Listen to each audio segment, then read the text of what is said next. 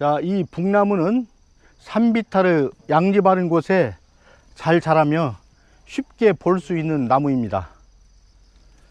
가을이면은 이 잎이 붉고 아름답게 물을 든다고 해서 북나무라는 이름을 얻게 됐죠.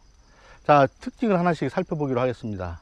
북나무는 9개에서 13개 정도의 작은 소엽들이 쭉 모여서 자라죠. 잎을 보게 되면 2개 잎들이 겹잎을 이루고 있고, 전체 모양은 깃털 모양이라고 해서 깃골 겹잎입니다. 한자어로 우상복엽이 되겠습니다. 또한 이 나무 중에 특징 중에 특징이라고 그러면은 잎 줄기에 이렇게 날개가 달려 있다는 게 특징 중에 특징이라고 할 수 있겠습니다. 그러면 꽃을 보게 되면 저기 꽃은 원뿔 모양의 원추 화설을 이루고 있고, 암나무와 숲나무가 별개입니다. 그래서 암수 딴 그루죠. 저 열매는 핵과로서 짜고 신맛의 소금 성분이 있어 예전에는 두부를 만드는데 간수 대용으로 사용을 했죠. 또한 조선시대 때는 우리나라에서는 공터에 이 나무를 많이 심어서 성장을 하게 되면 나무를 잘라서 지팡이로 만들어 사용을 하곤 했습니다.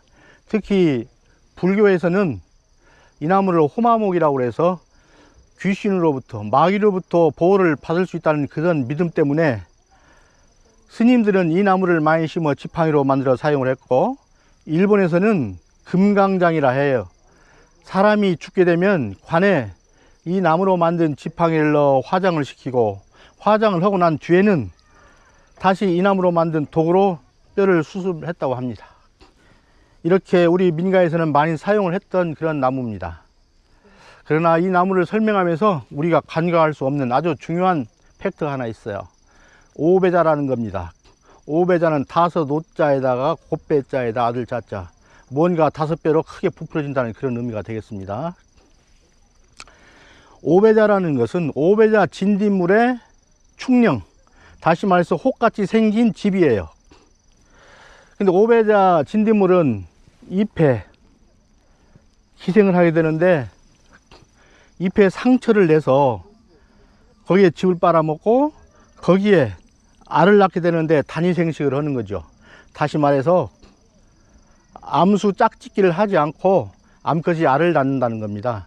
알을 낳는데 많게는 한 10,000개 정도까지 낳는다고 그래요. 그 10,000개 되는 그 알들이 깨서 먹이 활동을 한다고 생각하면은 이 잎들은 어떻겠습니까? 더 아픔이 더 많겠죠. 그래서 그 혹이 더 커지는 거죠. 그래서 거기에서 살고 안식처로 삼다가 가을철이 되게 되면 다시 그 혹을 자기 집을 나오게 되는 겁니다.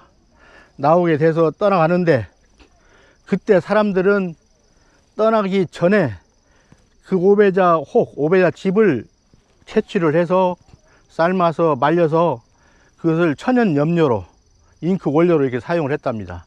물론 거기에는 탄닌 성분이 많아서 그랬겠죠. 또한 한방에서는 그 오배자를 이질이나 설사 치료에 사용하기도 했습니다.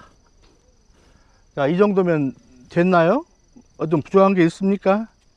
자, 이 정도로 해서 북나무 설명은 마치겠습니다.